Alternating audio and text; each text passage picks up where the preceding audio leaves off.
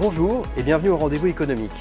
Bienvenue à ce premier débat masterclass de la chaîne.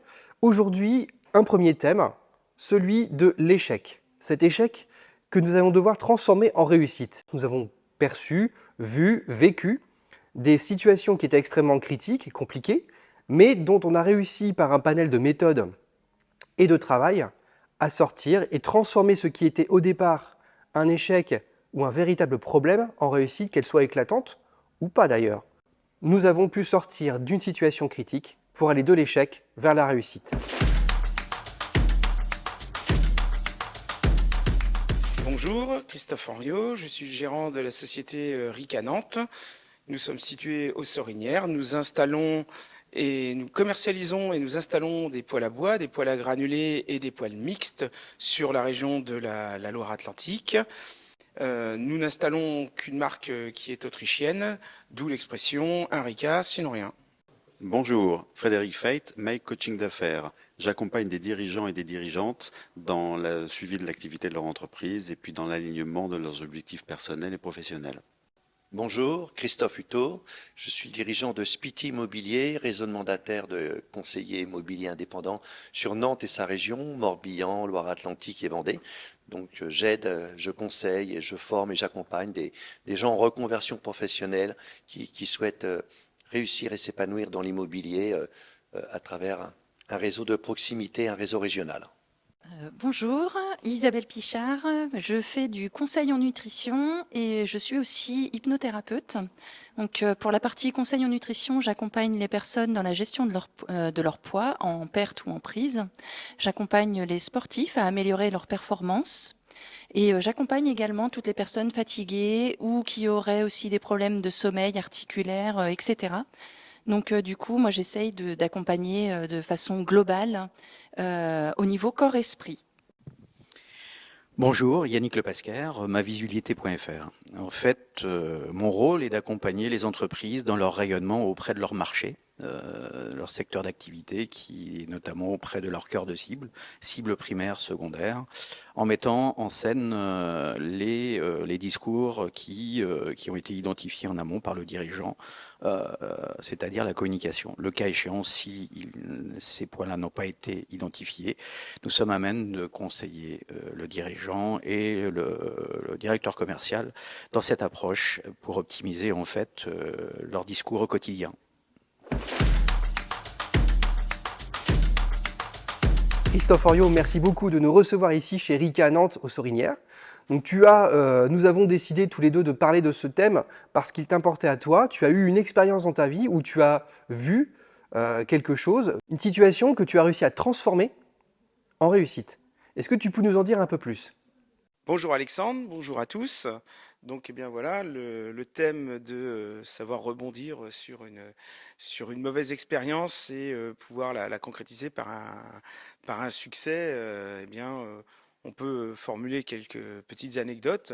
En 2015, nous avions effectivement une bonne progression dans les chiffres d'affaires, dans la demande également, dans tout ce qui va être les poêles à bois, les poêles à granulés, les poêles mixtes. Qui faisait que on avait également une demande aussi dans le nord de Nantes, une très forte demande de clients, et on n'avait pas non plus la possibilité de pouvoir facilement se déplacer, étant situé sur le sud de Nantes.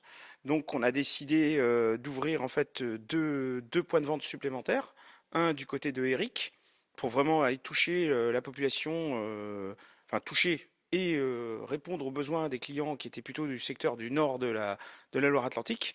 Et puis on a ouvert aussi un autre magasin à Saint-Herblain. Le magasin de Eric est très bien parti. Et par contre, sur le magasin de Saint-Herblain, on a un petit peu précipité les choses.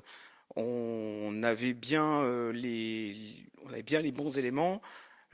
Par contre, effectivement, l'emplacement peut-être du local a fait que c'était pas forcément le meilleur emplacement, et la demande, tout compte fait, n'était pas forcément au rendez-vous.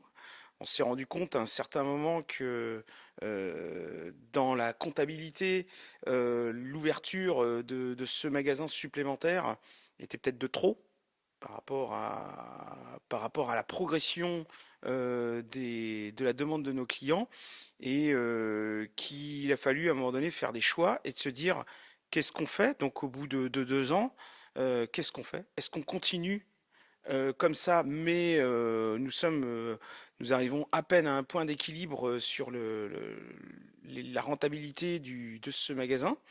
Est-ce qu'on continue, mais on a un risque? Le risque était quand même assez fort, hein, de l'ordre des 60% de risque que bah, derrière ça ne puisse plus suivre et qu'on ne soit pas capable d'assumer la survie du magasin.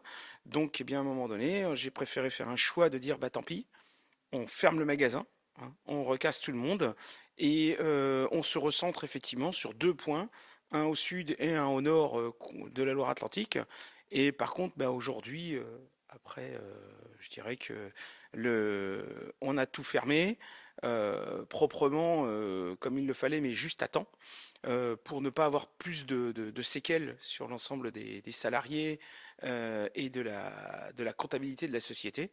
Et aujourd'hui, le fait d'avoir réparti, eh bien, ça nous a permis, par exemple, de mieux réinvestir dans des nouveaux locaux ici aux Sorinières, avec des locaux plus grands. Et on a pu investir également dans un dépôt qui aujourd'hui, bah, c'est beaucoup plus simple, effectivement, de mieux gérer l'ensemble des équipes parce que on a réparti correctement, je dirais, les charges financières, alors que sinon, nous étions trop diversifiés sur les charges financières avec 3 points de vente, alors que 2 sur la Loire-Atlantique, sur cette zone-là, c'était amplement suffisant. Merci beaucoup Christophe. Quelqu'un a-t-il une anecdote à raconter sur avec une situation d'échec qui s'est transformée en réussite? La notion d'échec et la notion de réussite sont effectivement extrêmement intrinsèquement liées, mais il est important de rappeler qu'il y a avant tout une notion de point de vue. Pourquoi? Pour reprendre l'exemple précédent que j'ai aussi vécu en accompagnant un dirigeant, c'était dans le cadre d'une session d'entreprise au sein d'un groupe, plusieurs établissements. Un établissement qui allait moins bien que les autres et pour lequel s'est posé la question à un moment de prendre une décision. Alors prendre la décision d'un point de vue échec, c'était de dire je dois céder cette partie d'activité parce que il n'y a pas de synergie, trop éloigné des autres, un manque de contribution à l'ensemble du groupe, des difficultés à gérer à distance, voilà. Donc ça peut être vécu comme un échec. Mais dans le même temps, la même décision et en prenant un point de vue légèrement différent, en prenant un peu de recul, c'est aussi de se dire, pour le reste du groupe, d'avoir plus d'homogénéité, d'avoir des activités plus proches les unes des autres, de savoir mieux gérer, d'être plus présent, c'est aussi une bonne chose. Donc là encore, point de vue et angle de vue différents font voir les mêmes choses de manière différente et souvent permettent de prendre des décisions qu'on va qualifier de bonnes plus tard, alors que de prime abord, elles sont plutôt vécues comme des décisions subies et par voie de conséquence des échecs ou des souffrances pour un dirigeant d'entreprise. Ça revient à l'expérience qu'il y a eu, c'est que on a jugé aussi le pour et le contre, et on a réussi. La décision a permis effectivement aussi d'avoir des choses beaucoup plus homogènes mais dans la gestion, dans la communication, dans le marketing, dans les salariés. Tout compte fait, tout le monde s'y est retrouvé et on préférait, tout compte fait, on dit que la décision était bonne. Voilà. Mais dans la manière de le vivre, si on s'accroche sur sur un point de vue en disant j'ai été obligé de céder mon point de vente parce que je l'ai mis au mauvais endroit, c'était une mauvaise décision, il n'a pas tourné, bah on peut ressasser l'échec pendant très longtemps. Et puis si on change de point de vue et en se disant pour l'ensemble de mon activité, bah, j'ai pris une décision de gestion pensée, simple, bonne et finalement pleine de bon sens, parce que par manque de synergie, par une distance trop importante, par un manque d'activité, ben, j'ai préservé le reste et au contraire, je me suis reconcentré. Donc, j'ai pris une très bonne décision en tant que chef d'entreprise. C'est la même décision dans les deux cas, mais la manière de la vivre est complètement différente et ça va avoir une influence sur la suite, hein, de voir les choses de manière bienveillante ou de les subir. Voilà. Alors cette notion d'échec est très intéressante puisque qu'est-ce qui fait que une réussite existe? C'est que probablement il y a eu de nombreux échecs avant. Pour ma part, j'étais un technicien particulièrement appliqué dans mon univers de publicité. Et un jour, bon, j'avais fait 14 ans dans une même entreprise, et un jour je me suis dit, il faut que je sorte de ma zone de confort pour découvrir autre chose et pour tester si je suis à même, par exemple, de créer une entreprise. C'est pour ça que j'ai démissionné et j'ai créé une entreprise en me disant qu'effectivement, à partir du moment où je sais bien faire les choses, de toute façon, ce ne sera qu'une réussite. Or, je n'avais pas pris deux choses en considération. La première chose, c'est qu'il faut absolument une adhésion de son cercle premier, c'est-à-dire sa famille. Il faut absolument qu'elle vous suive dans cette histoire, parce que souvent c'est des problèmes qui viennent très très vite, c'est-à-dire que vous dormez mal et vous créez une certaine tension à la maison, et ça devient compliqué ensuite pour gérer son entreprise au quotidien. Et deuxième chose, c'est que de bien faire les choses, c'est pas pour ça que vous répondez aux besoins du client, qui est en fait une des clés essentielles dans l'approche des entreprises vis-à-vis de son marché. C'est-à-dire que de bien faire les choses, de dire qu'on fait bien les choses, il faut surtout répondre à un besoin client. Et à partir du moment où on n'a pas compris ça, eh bien, on a tendance à aller dans l'échec. Et c'est ce qui s'est passé. Donc, je me suis rendu compte que, eh bien, je faisais bien les choses, mais que je ne savais pas avoir une approche client, comment dirais-je, efficace. C'est pour ça que j'ai arrêté l'entreprise au bout de 2 ans et demi, c'est-à-dire une cessation d'activité volontaire, qui coûte très cher d'ailleurs, ça, de faire ce genre de choses. Et je suis reparti vers une autre approche, une formation justement, supérieure de commerce, avec une notion très importante qui est le marketing. Le marketing qui est une approche avec une compréhension de son marché, de ses cibles, etc., etc., etc. Pour, in fine, 10 ans après, recréer une nouvelle entreprise qui dure encore 10 ans, donc que je considère maintenant comme une réussite. Alors, je ne sais pas combien durera, parce que ainsi va la vie des entreprises, il y a des hauts et des bas, et c'est comme ça. Mais voilà, donc je pars du principe que l'échec est nécessaire pour réussir derrière. Un peu d'ailleurs, si je prends le parallèle encore une fois, je le fais souvent avec le sport automobile, pour savoir aller vite, il y a 2 choses. Il faut toujours aller au-delà de ses capacités, parce qu'en général, le véhicule va bien plus loin, mais il faut oser. Donc, ça veut dire qu'il faut sortir de la route. Et à partir du moment où on sort de la route, on identifie en fait le cadre dans lequel on ne doit pas dépasser. Et deuxième chose, pour savoir aller vite, il ne faut pas savoir accélérer, mais il faut savoir freiner. Et c'est un peu l'esprit de l'entreprise, c'est-à-dire qu'au moment où il y a des difficultés, c'est au moment où justement il faut prendre de bonnes décisions, c'est là où il faut prendre du recul, c'est-à-dire il faut freiner, se poser, réfléchir, et à ce moment-là, on repart. Voilà. Alors, moi, la notion d'échec et de réussite, en fait, c'est un questionnement que j'ai chaque jour en rencontrant des clients, parce qu'en fait, je travaille dans le domaine de la santé et donc des émotions, et souvent les personnes qui viennent me voir au départ pour des problèmes en nutrition ont souvent des problématiques émotionnelles.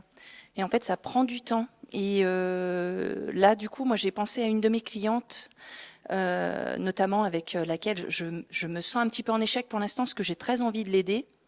Et en fait, elle n'est pas prête émotionnellement.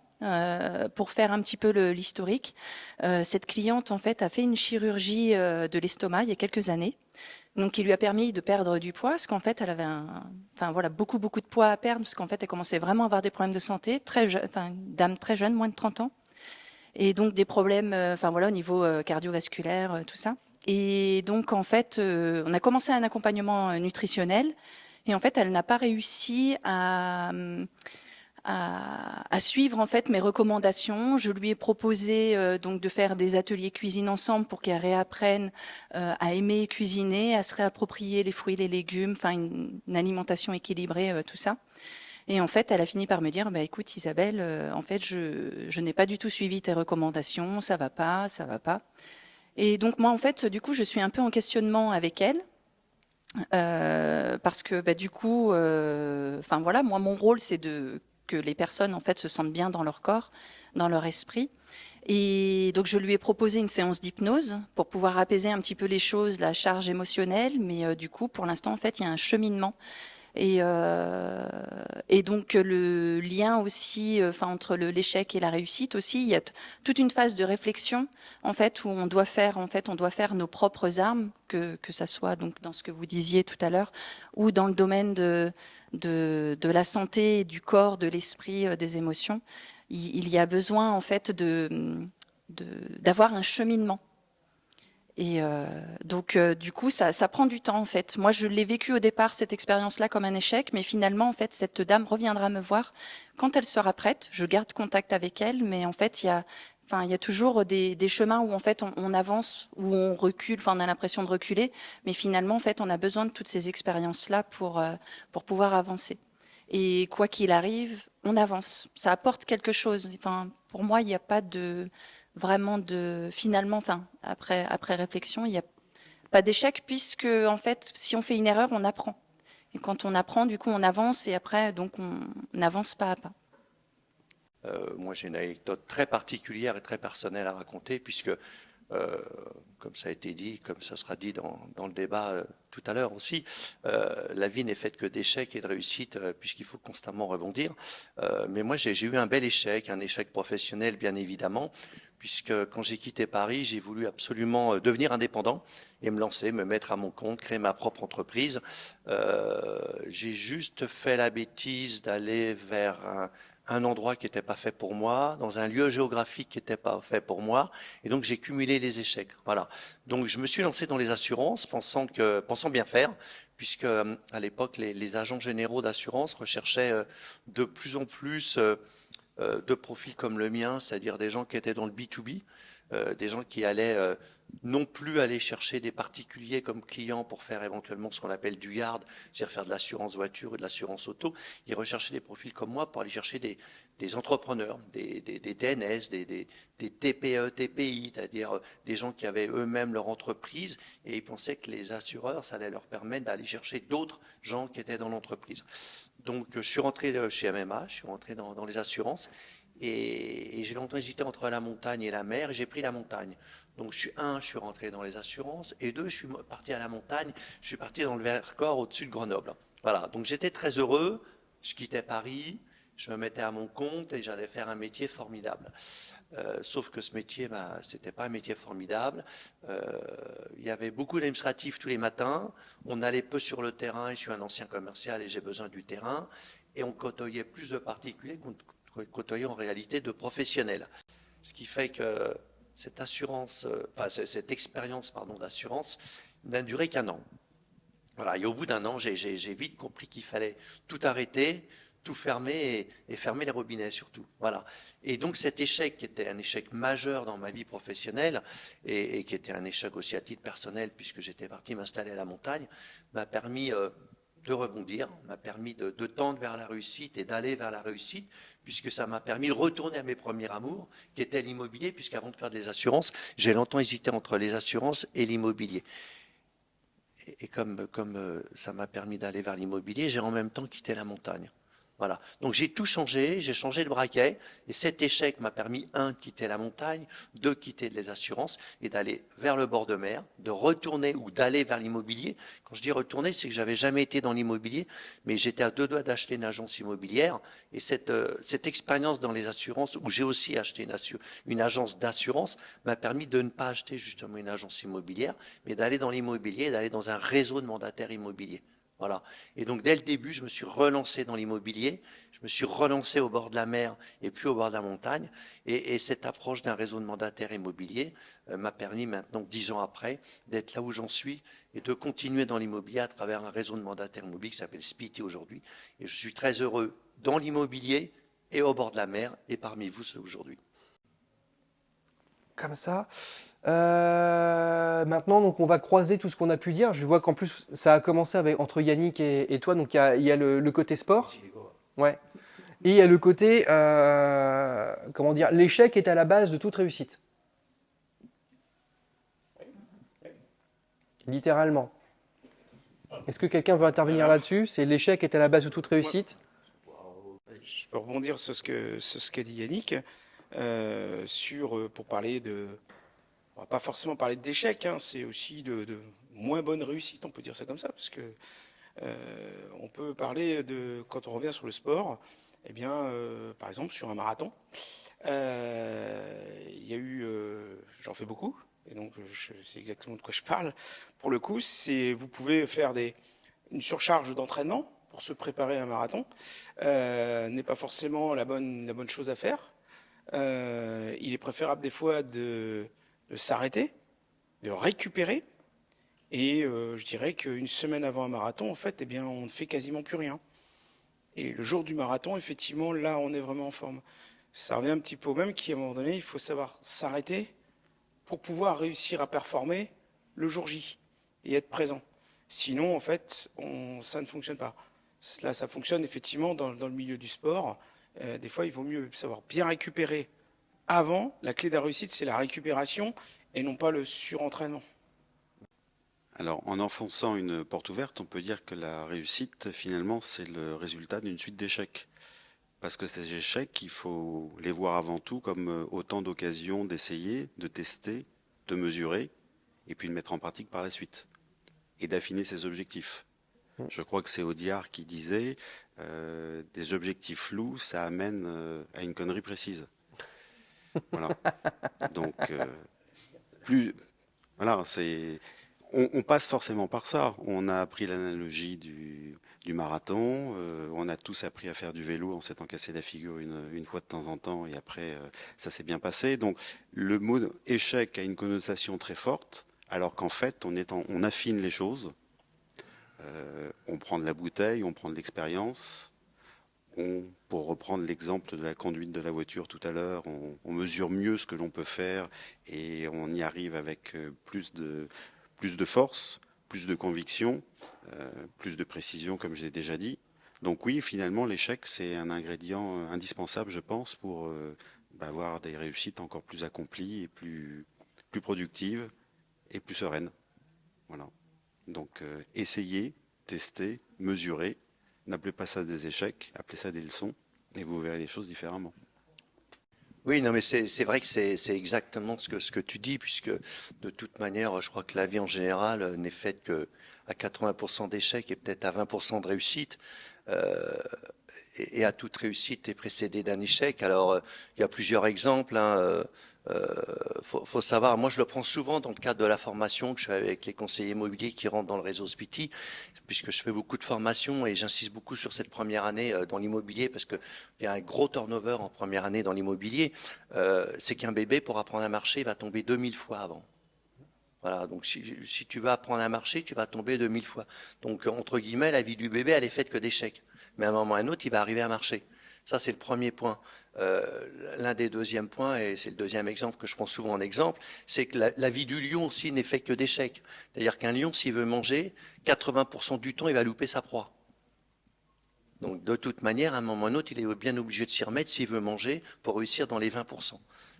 Ça veut bien dire quoi? C'est que derrière aussi les échecs, il y a la notion de ténacité, la notion d'obstination et la notion de persévérance. Donc, et que ce soit la vie personnelle d'ailleurs et la vie professionnelle, si tu n'es pas face aux obstacles tenaces, persévérants et obstinés, tu ne peux pas y arriver, quoi. Donc, la vie n'est faite que d'échecs. Et le thème est fantastique, échec et réussite. Ça pourrait être presque ma conclusion, mais échec et réussite, c'est bien, mais moi je vois comme tout changement est source d'opportunité. Et en disant tout changement est source d'opportunité, j'associe la notion de changement à échec et surtout la notion d'opportunité à réussite. C'était la parole de Christophe Hutto.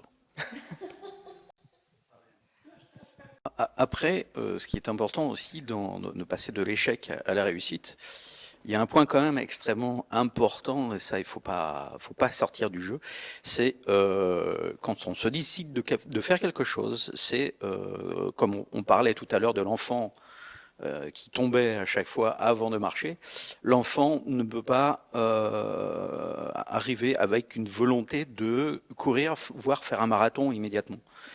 En fait, il y a des étapes à observer. C'est-à-dire que quand on se lance sur un sujet, ce que j'ai vécu une autre situation d'échec, voilà, j'étais salarié d'une entreprise dans un contexte où nous étions dans un moment de développement intéressant. Toutefois, une personne est arrivée et a décrété que on pouvait aller beaucoup plus haut. Et cette personne a effectivement voulu apporter une réponse à des clients sans que l'entreprise n'avait encore cette compétence. Et c'était tout à fait possible, sauf qu'il faut démontrer aussi, dans la rassurance, auprès d'interlocuteurs des entreprises, que vous avez déjà réussi et vous avez déjà vécu des réussites, notamment, peut-être des échecs, mais surtout des réussites dans ce domaine, parce que vous arrivez à expliquer aux gens que vous êtes à même de répondre à un besoin précis, mais vous n'en avez jamais fait la démonstration. Alors, on peut le faire avec, par exemple, une petite entreprise, mais aller chercher des grands groupes en leur expliquant la vie, à un moment donné, il faut savoir se repositionner correctement par rapport à ses capacités. Moi, j'avais un petit ajout à faire, en fait. Je voulais parler de l'importance aussi des petits pas. Ça m'a fait penser à ça tout à l'heure, ce que tu disais par rapport au marathon. En fait, avant de faire un marathon, un sportif quelqu'un qui va démarrer le sport, en fait, il va être obligé de commencer petit. Mais en fait, c'est les petits pas, les petites actions. Et en fait, on revient en arrière, on revient en avant. On fait, en fait, en fonction de son état de santé, de là où on en est. Quelqu'un qui va vouloir faire un marathon, il va commencer par des petites étapes. Il va aller courir 10 minutes, un quart d'heure, et puis après, augmenter au fur et à mesure du temps, écouter son corps, bien se nourrir, bien s'hydrater, tout ça. Et donc, du coup, moi, j'avais envie d'évoquer ce sujet-là aussi des petits pas, en fait, que chaque petite action, en fait, on avance. Enfin, même s'il y a des moments où on peut se tromper, en fait, on avance quoi qu'il arrive. On apprend, comme je disais tout à l'heure, on apprend de nos erreurs. On est rarement tout seul. On a pas mal de monde pour nous accompagner. On peut questionner notre entourage, professionnel ou proche. En fait, donc du coup, à un moment donné, en fait, la réussite, elle finit par arriver. La ligne d'arrivée, en fait, finalement, c'est que le final. Mais ce qui est intéressant, c'est tout le parcours qu'on va faire pour arriver à cette étape-là. C'est très profond, ce qu'on a dit. Je trouve que, sincèrement, c'est... Alors, profond, je dirais pas. Je dirais pas qu'on est resté très en surface, je dirais pas qu'on est descendu très profond, mais pour un truc qui aura duré 40 minutes, on a balayé pas mal l'expérience et on a quand même donné beaucoup de vécu, beaucoup d'idées et beaucoup de points de vue. J'aime beaucoup ce que Frédéric a dit quand il parle d'échec. C'est vraiment une question de point de vue sur échec ou réussite. Comment est-ce qu'on envisage ce que l'on a fait jusqu'à aujourd'hui et comment est-ce qu'on le perçoit déjà dans l'instant, mais par la suite. Dans l'instant, on peut le percevoir de manière très négative puisqu'il s'agit justement d'un échec ou de... C'est pas ce qu'on espérait. Dans le sens, c'est un échec, ce n'est pas ce qu'on espérait, alors soit réussir, soit faire, soit obtenir. Néanmoins, il y a un résultat à cette expérience et ce résultat, en fonction de la manière dont on le considère, peut être vu comme un échec ou une réussite. Il est toujours important d'en tirer les leçons. C'est ce que je trouve intéressant de creuser, c'est le mot fort, échec, mais finalement par rapport à quoi, par rapport à qui, dans quelles circonstances, et vraiment de se détacher de cette connotation très dure, très terre à terre, alors que finalement, une fois qu'on écrit l'histoire, et toutes les réussites s'écrivent a posteriori, les échecs finalement, c'est des mouvements très malins qui ont permis de réussir. Voilà. Donc repenser à ça et pas avoir la pression toujours de l'extérieur. On parle de marathon, le marathon on le fait pour soi, mais pas pour les autres, je pense. Donc allons-y, courons gaiement. Chef d'entreprise prend la décision de fermer peut-être une activité, mais effectivement, c'est aussi des fois, alors on peut noter, il y a certains qui vont peut-être perdre 14 salariés dans une société, mais ça va peut-être permettre de sauver une usine de 250 personnes de l'autre côté. Donc d'un point de vue également, dans sa sphère, ça peut être considéré comme un échec. D'ailleurs, le dirigeant, à mon avis, ne fait pas forcément ça de gaieté de cœur. Par contre, à la fin, ça peut être aussi pour le bonheur de 250 personnes de plus. Et puis, on a déjà vu des entreprises qui ont fermé des sites de production, qui ont maintenu l'activité dans une production à côté et qui ont même réembauché de l'autre côté dans cet autre site de production parce que Tout compte fait, la restructuration a été plutôt profitable. Donc, c'est ce qu'on appelle aussi les réformes. Hein, c'est dans le sujet en ce moment. Et des fois, il vaut mieux savoir des fois faire certains sacrifices. Et puis, ça peut être considéré comme un échec personnel, au tout début, au moment de la prise de décision. Par contre, il faut aussi, avec le temps, on peut reculer et se dire 4 ans, 5 ans, 10 ans plus tard, eh bien oui, j'ai pris la bonne décision. Christophe, aujourd'hui, dira, j'ai bien pris la bonne décision de quitter la montagne. Voilà, il y retourne peut-être au ski, mais c'est tout. L'échec est donc un passage quelque part obligé vers la réussite. On a vu ici dans les différentes expériences qui ont tous été partagées par les adhérents présents que personne n'est arrivé à la réussite directement. Gardons toujours en ligne de mire que l'échec est là. Il ne faut pas en faire un tabou. Il ne faut pas, surtout pas, le regretter. Et gardons beaucoup de bienveillance sur nos échecs passés, puisqu'ils sont la base et ils sont le coussin de notre réussite d'aujourd'hui. Je vous remercie, c'était les rendez-vous économiques. À très bientôt. C'est Nelson Mandela, hein. Je ne perds pas, soit je gagne, soit j'apprends. Oui, absolument. Absolument.